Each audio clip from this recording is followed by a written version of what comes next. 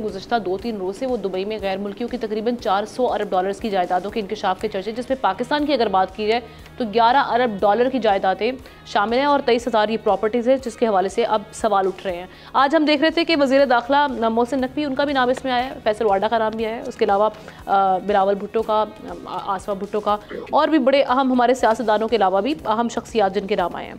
तो जनाब वज़ीर दाखिला साहब आके कह रहे हैं जी डिक्लेयर्ड हैं उनकी जो वाइफ की जो प्रॉपर्टीज़ है इस हवाले से, और उन्होंने कहा कि लंदन में भी हैं।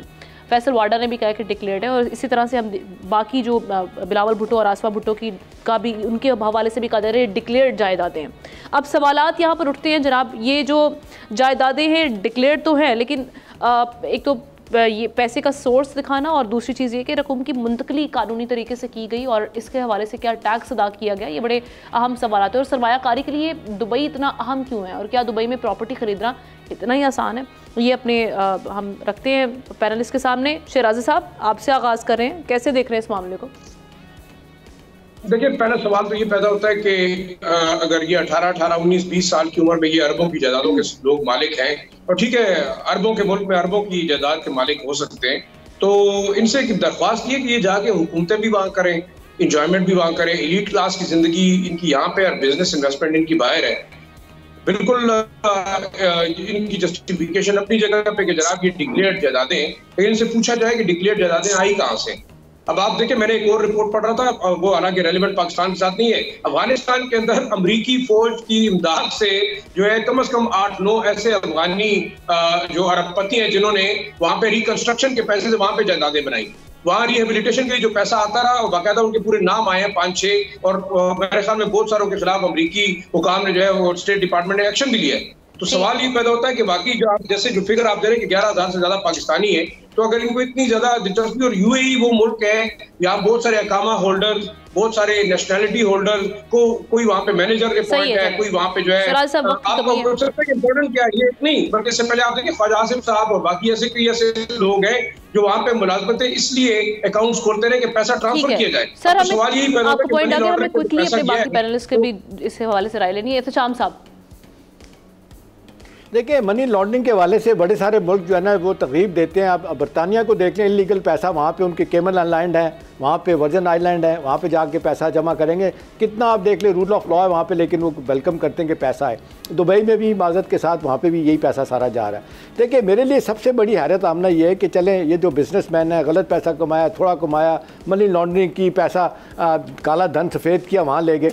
अभी इसमें ऐसे लोग भी हैं आमना के जो ब्यूरोक्रेट्स हैं, बैंकर्स हैं, जिन्होंने वहाँ पे जायदादें बनाई। यानी 100 कि एक साहब के बारे में बताया गया कि 30,000 उसकी सालाना महीने की तनख्वाह है, 30,000 रुपया, और उसने 50 लाख दिरहम की वहाँ पे प्रॉपर्टी खरीदी है। आप मुझे बताएं ये कौन लोग हैं? इस तरह के बेशुमार लोग हैं जिन्होंने ये काम किया। तो सवाल तो इस वक्त यह है कि जी आपने, हाँ इसको देख लें, देखें ना ये पनामा लीक्स में जो अब नवाज शरीफ साहब फंसे थे, 450 लोग थे, सिर्फ उन्हीं का नाम आया। बिल्कुल सही बात। चेक एंड बैलेंसेस रखते, उसको देखते तो शायद मामले को रोका जा सकता था। असद, एक जानिब सरमायाकारी की बातें हो रही हैं कि सरमायाकारी मुल्क में लानी चाहिए, यहाँ पे तो सरमायाकारी मुल्क से बाहर जा रही है। हाँ जी बिल्कुल, ये दुबई लीक्स का जो काफ़ी दिनों से चल रहा था, फैसल वाडा साहब ने तो पहले ही अपने आप को इससे बाहर कर लिया था। उन्होंने पहले ही कह दिया था जी कि मेरी जितनी चीज़ें वो डिक्लेयर्ड हैं, आपको सुनने को मिलेंगी तो समझिए वो डिक्लेयर्ड हैं। मोहसिन नकवी साहब की जो बीवी है उनका नाम आया था, उन्होंने भी कह दिया जो डिक्लेयर्ड लोग हैं उनसे हमें कोई मसला नहीं है, वो अच्छी बात है, उन्होंने डिक्लेयर कर दिया और उन्होंने उस पर टैक्स दे दिया, ज़बरदस्त है। इसके अंदर असल में आप ये देखें कि कितनी ज़्यादा प्रॉपर्टीज़, अराउंड 11 बिलियन डॉलर्स की प्रॉपर्टीज़ जो हैं 23,000 से ज़्यादा पाकिस्तानियों से मुंसलिक हैं इस सारी लीग्स के अंदर।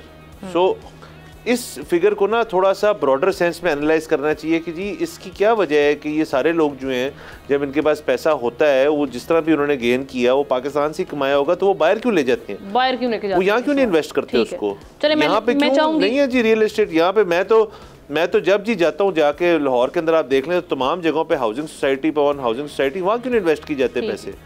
हमारी जो नई इन्वेस्टमेंट अपॉर्चुनिटी इतनी ज्यादा है जो बताई जाती है कि वहाँ क्यों इन्वेस्ट किया गया, इन्वेस्ट यहाँ क्यों नहीं किया गया। जी डिक्लेयर्ड है, बट माय पॉइंट है इसकी जाहिर है यहाँ पे कम रिटर्न मिलता होगा तो इसलिए वो बाहर दुबई में इन्वेस्ट करते होंगे पैसे। चले मैं चाहूंगी लगारी साहब, टाइम बहुत कम है। मुझसे तो ऐसा पूछ रही है जैसे मैंने डिक्लेयर करना है और मैंने अभी तक डिक्लेयर नहीं किया है। तो बात यह है कि 17,000 पाकिस्तानियों ने अपनी उनकी ये जो है वहाँ पर इतनी सरमाया वो लेकर गए हैं जो आपका 11-12 अरब डॉलर का सरमाया है।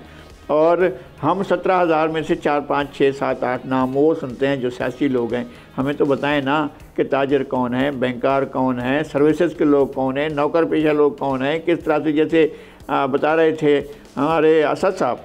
तो ऐसे लोग जो हैं वो कौन लोग जिनके ज़राए आमदनी नहीं है, जिनकी तनख्वाहें हैं, क्या होगी 22 ग्रेड के अफसर की तनख्वाह, क्या होगी जो है वो 20 ग्रेड के 18 ग्रेड के अफसर की तनख्वाह, और वो उससे कितना पैसा बचाते हैं और बचाकर जो है वो इतने जाकर इन्वेस्टमेंट करते हैं।